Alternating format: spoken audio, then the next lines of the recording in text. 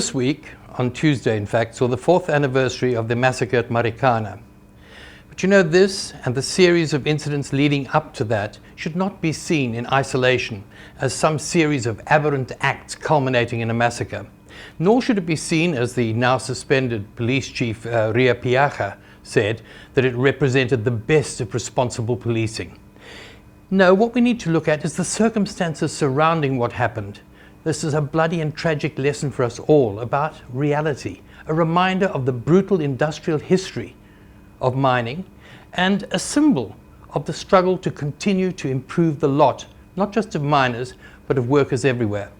17 people on that day, 17 miners, died very publicly on television.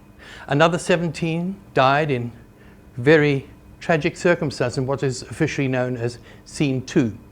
10 other workers died in the week leading up to that point.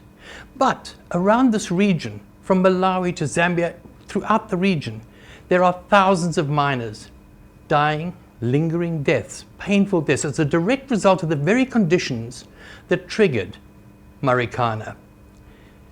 These are the conditions, the cost, the human cost that built the wealth of a tiny minority.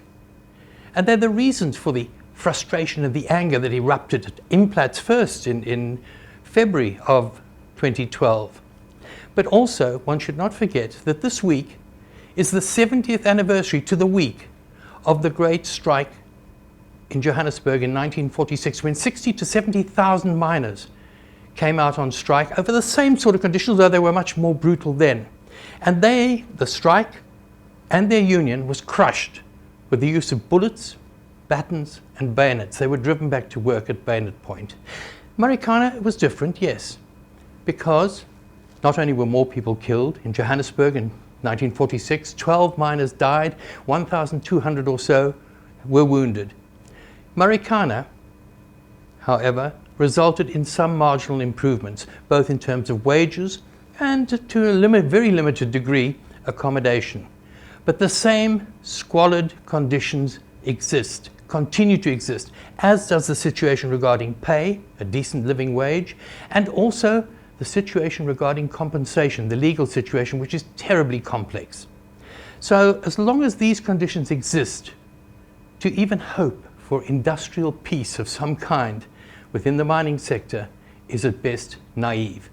Anyhow, that is the focus of my Inside Labour column, which you can access on this platform, Fin24, tomorrow, and a version of which will appear in the business section of City Press on Sunday. In the meantime, over to you. Let's have your comments, let's have your suggestions, criticisms or whatever at editor@fin24.com. That's editor@fin24.com. And for this week, that's all from me. Cheers.